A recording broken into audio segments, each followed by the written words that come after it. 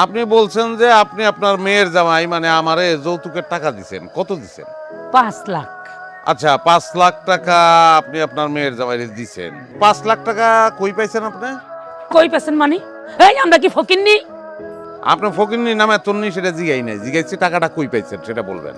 কেন ভুলে গেছস? আমার জামাইয়ের পেনশনের টাকা তুইলা দিছি, তখন মিনার বাপ বাচ্চা ছিল। তো ভালো পেনশনের টাকা তুইলা দিছেন মানে কোত্থেকে তুলছেন? নিশ্চয়ই ব্যাংক থেকে তুলছেন। হ্যাঁ, স্যার, টাকা যেহেতু ব্যাংক থেকে তুলছে তাহলে তারিখ অনুযায়ী ব্যাংকে খোঁজ খবর নিলে তো এটার প্রমাণ পাওয়া যাবে যে ব্যাংক থেকে তুলছে কি তোলে নাই। আপনার আর একটা অভিযোগ ছিল যে আমি আপনার মেয়েরে পিটাই। তা আপনার মেয়েরে আমি কতদিন পিটাইছি? আমি কি গণ্য রাখছি? প্রত্যেকদিন পিটাইছস। দিনই পিটাইছি। আপনি নিজের চোখে কয়বার দেখছেন? কমপক্ষে 8-10 বার নিজের চোখে দেখছি। 8-10 বার দেখছেন। শেষ যেদিন পিটাইছি মানে যেদিন আপনার মেয়ে চলে গেছে সেদিন তার আমি কি দিয়ে পিটাইছি? দিয়ে পিটাইছি মানে?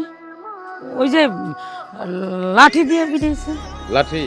মানে লাঠির মতো একটা কিছু, আমার না ভালো করে মনে নেই। আপনি মামলা করছেন আপনার মেয়ের আমি পিটাইছি, আপনার মামলার বিষয়ই এইটা, অথচ কি দিয়ে পিটাইছি সেটাই আপনার মনে নাই। এত বড় গুরুত্বপূর্ণ বিষয় আপনি ভুলে গেলেন। না না না, মনে পড়ছে। হাতুড়ি দিয়ে পিটাইছো, আর এটা তো হলো বড় কথা না। কি দিয়ে পিটাইছো, হাতুড়ি দিয়া না বাঁশ দিয়া, এইটা হলো বড় কথা না, আসল কথা না। আসল কথা হইলো তুই আমার মাইয়ারে পিটাইছস।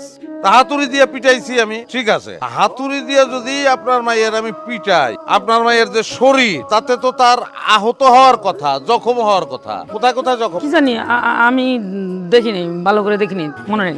আপনি দেখেনই নাই, মামলা করছেন আপনি। আচ্ছা যাই হোক, হাতুড়ি দিয়ে পিটাইলে তার আহত হওয়ার কথা, হাসপাতালে নেওয়ার কথা। হাসপাতালে কি নিছিলেন? না হাসপাতালে নেন নাই? না। মামলা কোন সময় করছেন? ওই যে বাড়ি থেকে যাই পরের দিন থানায় যাই মামলা করছি। স্যার, আমার স্ত্রীর আম্মারে আমার আর কিছু জিজ্ঞাসাবাদ করার নাই, আপনি তারে বসতে বলতে পারেন। আর আমি আমার স্ত্রীর সঙ্গে কিছু কথা বলতে চাই, মানে কিছু জিজ্ঞাসা করতে চাই, যদি তার একটু ডাক দেন।